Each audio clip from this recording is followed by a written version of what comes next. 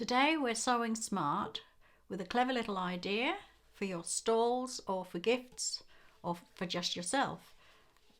It is cup holders. So when you go and get your coffee and the mug is a bit hot, the coffee cup's a bit hot, you can slip it into one of these and keep your hands nice and safe. Also, you could use it for a cold drink as well, because cold drinks often come when they've got a little bit of condensation on them. So today we're going to do that. So get your scrap material ready, and you will need some lightweight wadding, some scrap material and a little bit of Velcro, and we're all set to do another project. To begin with, you'll need 2 pieces of print fabric. I've chosen knickerish all sorts because I think it's nice for a child, and a piece of lightweight wadding the same size. You'll need it bigger than your finished cup holder. So this one I made, as you can see, it's a one-way design on your fabric. Just make sure that if you use one-way design, you cut it so that this has got pencils on, so it's pointing upwards, because that's quite important. So we've got this, and in the pattern, which is in the Etsy shop, I have a template for this. What I will do, incidentally, before I cut that out, I always use, for these small projects, I use my leftover wadding, the lightweight wadding, and I just zigzag the pieces together. I don't waste any wadding. That's the whole point of sewing smart, that you don't waste. So I'll put that in half and pin. That will still leave a 2.5 inch or an inch strip, which I might use later. I'll pin that on there.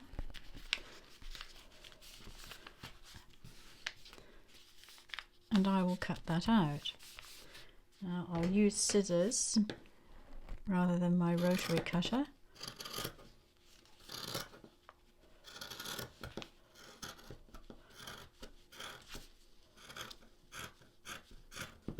And I don't use my very best scissors for wadding,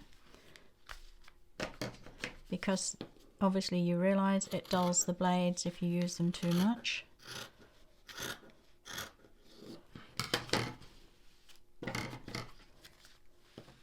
Go around.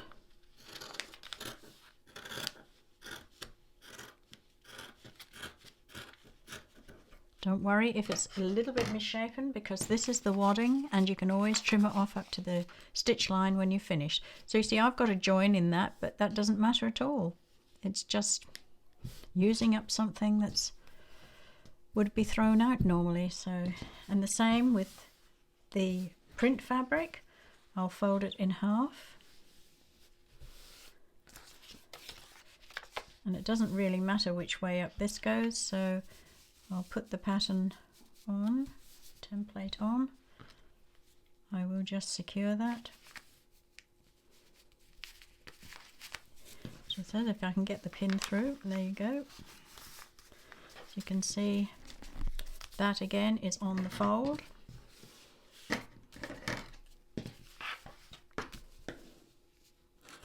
And I will just cut around again. There is, on the template has a 1/4 inch seam allowance, so you don't need to add any seam allowance. And remember, all the time you can use scrap for this,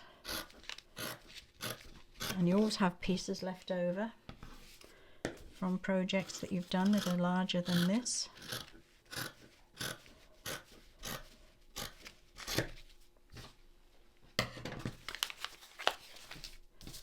So I've now got my lightweight wadding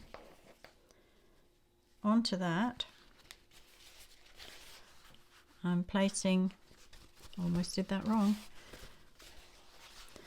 I'm placing that wrong side down onto the wadding.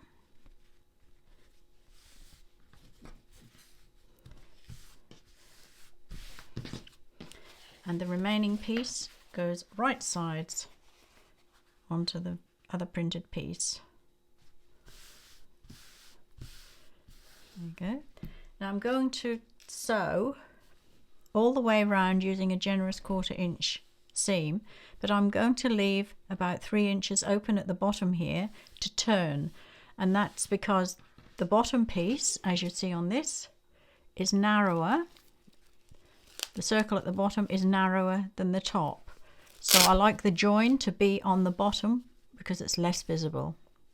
So I'm going to sew using a 1/4 inch seam allowance all the way around. I will clip the corners, each corner, and trim back any wadding that's near the stitch line to make it less bulky. And then I will turn it and give it a good press. I've turned this to the right side. There's my gap at the bottom that I used to turn it through. Now the next thing is to stitch 1/8 of an inch, catching in that open gap all the way around, right round, and it gives it a nice little finish, a firmer finish on the top and the bottom.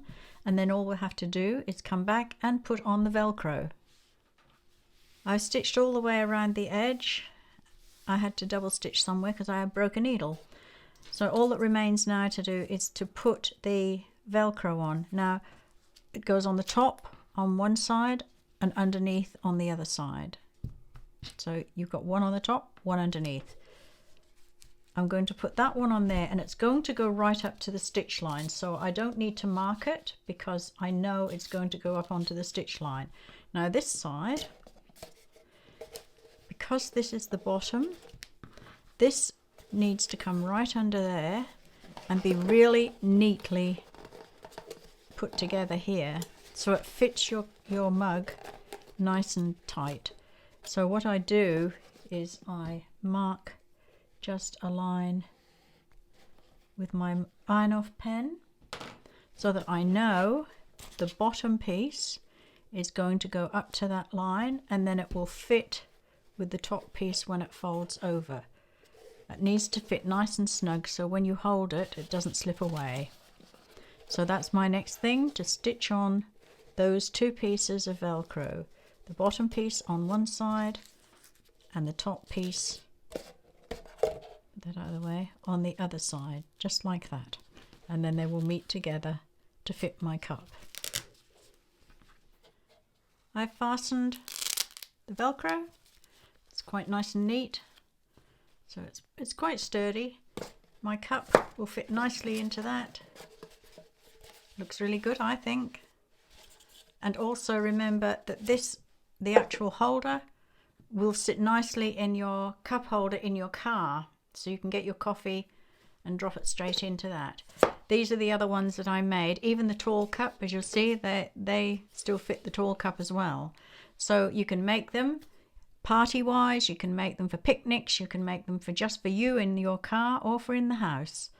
And the template, as I said, is in the pattern that's in my Etsy shop. So go and have a look, and you'll see all my other patterns there as well. And don't forget, give us a thumbs up and subscribe, and then I'll see you next time for another project.